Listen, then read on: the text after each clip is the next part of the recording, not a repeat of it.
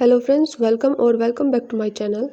इस वीडियो के अंदर हम JNM first year bio science से रिलेटेड इम्पोर्टेंट क्वेश्चन है उसको डिस्कस करने वाले हैं। और इसमें हम सबसे पहले डेफिनेशन को डिस्कस करेंगे एंड देन लॉन्ग क्वेश्चंस को। सो इसमें मैं काफ़ी इंपॉर्टेंट पॉइंट्स भी बताने वाली हूँ आपको। वीडियो को लास्ट तक देखना और इसका जो PDF है वो आपको डिस्क्रिप्शन बॉक्स में मिल जाएगा, ठीक है। सो डेफिनेशन की अगर बात करें तो इसमें जो हाईलाइटेड पॉइंट्स है ये आपके मेन काफ़ी बार पूछे गए क्वेश्चन है, ठीक है। मीन्स ऑलमोस्ट हर क्वेश्चन पेपर में ये पूछा ही जाता है, ठीक है, और काफ़ी इंपॉर्टेंट है। जिसके ऊपर 1 स्टार है वो इंपॉर्टेंट है एंड जिसके ऊपर 2 या 3 स्टार है वो मोस्ट इंपॉर्टेंट क्वेश्चन है। सो इसमें डेफिनेशन देखते हैं। फर्स्ट डेफिनेशन है antigen, immunity, antibody, cell, autoclave, abduction and adduction, mitosis, synovial joint या फिर जॉइंट भी पूछ लेता है कई बार, neuron, homeostasis, blood pressure, disinfection, pulse, menstrual cycle, medical and surgical asepsis भी पूछ सकता है, ठीक है। Pyrexia means fever, metabolism, haemolytic anaemia, sterilisation, lymph node and immunisation schedule. So अभी जो रिसेंट क्वेश्चन पेपर अभी जो एग्ज़ाम हुआ था 2023 के अंदर, उसमें इम्यूनाइजेशन शेड्यूल भी पूछा हुआ था, ठीक है, और डिसइंफेक्शन भी पूछा हुआ था, सेल भी पूछा हुआ था। तो सेल जो है वो ऑलमोस्ट हर क्वेश्चन पेपर में देखने को मिलता है, चाहे वो 1 नंबर में पूछा जाए या फिर वो 5 नंबर में पूछा जाए, ठीक है। कई बार इसमें डायग्राम भी पूछ लेते हैं। सो ये हो गई डेफिनेशन की बात। अब लॉन्ग क्वेश्चंस की बात करते हैं। सो यूनिट फर्स्ट के अंदर इतना कुछ इंपॉर्टेंट नहीं है, बस इसमें बॉडी कैविटीज है, इसको पढ़ लेना, ठीक है। देन नेक्स्ट सेकंड यूनिट है, उसके अंदर मोस्ट इंपॉर्टेंट है cell diagram and its organelles. कई बार ऑर्गेनेलिज को भी अलग से पूछ लेते हैं एंड सेल और सेल के डायग्राम को भी 5 या 6 नंबर में पूछ लेते हैं, ठीक है। इसके बाद है टिश्यू एंड इट्स क्लासिफिकेशन, और टिश्यू के अंदर कनेक्टिव टिश्यू है उसको अलग से पूछ लेते हैं। एंड देन इसमें सेल साइकिल जो माइटोसिस है वो काफ़ी इंपॉर्टेंट है, ठीक है। सो सेकंड यूनिट के अंदर मोस्ट इंपॉर्टेंट क्वेश्चन जो है cell diagram and its organelles, ठीक है। देन ब्लड चैप्टर की अगर बात करें थर्ड यूनिट, तो इसके अंदर द मोस्ट इंपॉर्टेंट क्वेश्चन है जो हर बार ऑलमोस्ट पूछा जाता है, ब्लड और ब्लड के फंक्शन, ठीक है। ब्लड ग्रुप भी पूछ लेते हैं काफ़ी बार, हीमोस्टेसिस भी इंपॉर्टेंट है एग्जाम पर्पज से, एंड ब्लड और इसके कंपोनेंट है उसको भी डिस्कस, इसको भी पढ़ लेना, ठीक है। नेक्स्ट अगर यूनिट 4 की बात करें मीन सर्कुलेटरी सिस्टम, तो ये बहुत ज़्यादा इंपॉर्टेंट यूनिट है और इसके अंदर सिर्फ 2 क्वेश्चन ज़्यादा पूछे जाते हैं। हार्ट, उसके स्ट्रक्चर, फंक्शंस वगैरह, मीन्स जो आपका हार्ट वाला टॉपिक है उसको अच्छे से कर लेना, ठीक है।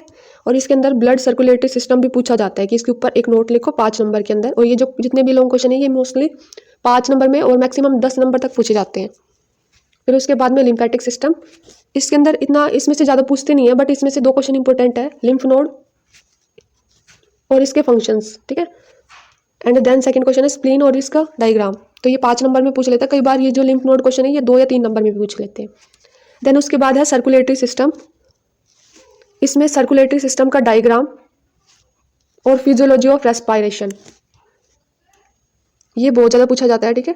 एंड देन इसके बाद में डाइजेस्टिव सिस्टम की बात कर लेते हैं, तो इसके अंदर डाइजेस्टिव सिस्टम से जो भी ऑर्गन्स है उनके बारे में एक नोट लिखना आता है, उसके स्ट्रक्चर और फंक्शन के बारे में पूछ सकता है, process of digestion and absorption और इसका डायग्राम ये मोस्ट इंपॉर्टेंट है इसके अंदर। और कई बार ये स्टमक और लीवर के बारे में भी पूछ सकता है, ठीक है।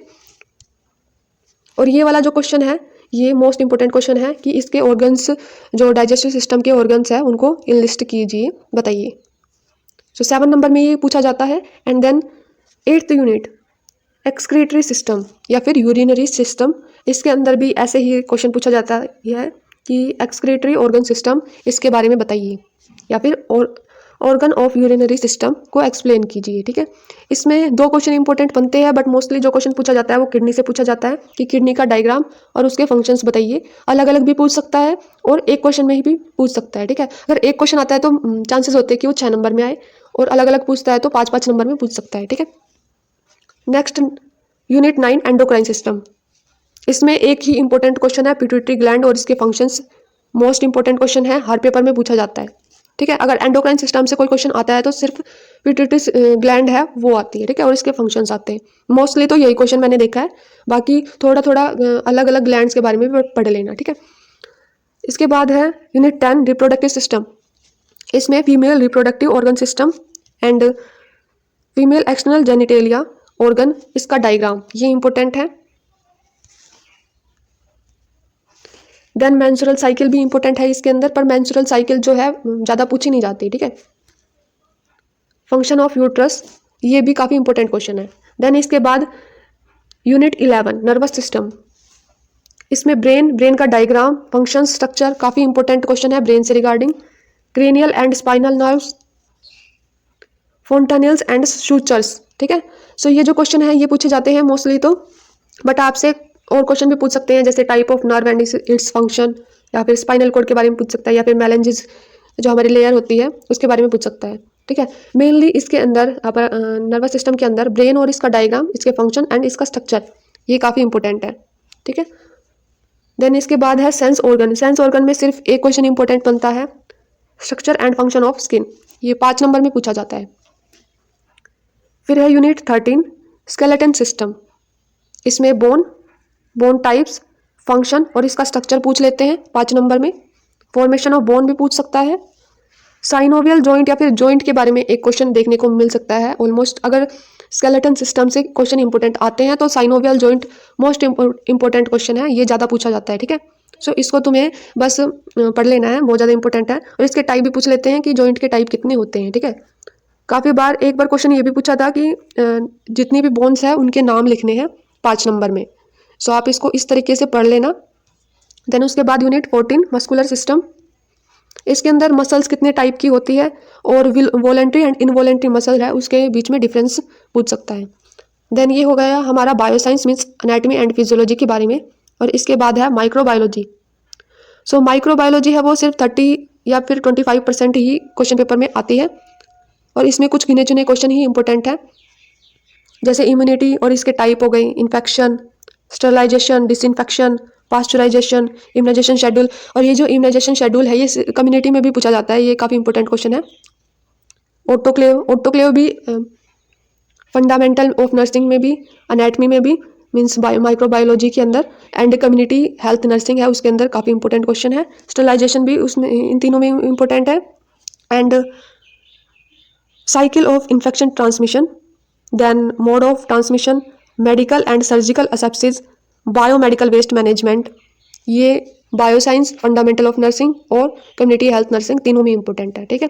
फिर उसके बाद है माइक्रोस्कोप, इसके पार्ट्स, यूज एंड इसको हैंडल कैसे करते हैं और इसकी केयर कैसे की जाती है। सो एक बार क्वेश्चन ये जो केयर वाला है ये अलग से पूछा गया था कि माइक्रोस्कोप की केयर कैसे की जाती है, ये 5 नंबर में पूछ लिया था, ठीक है। सो ये माइक्रोबायोलॉजी से ये काफ़ी इंपॉर्टेंट क्वेश्चन है जो हाईलाइट कर रखे, आप इनको जरूर से पढ़ लेना। और वीडियो अच्छी लगी हो तो वीडियो को लाइक और चैनल को सब्सक्राइब कर देना, और अपने फ्रेंड्स और क्लासमेट के साथ में इसको शेयर कर देना, ठीक है। Thanks for watching, bye.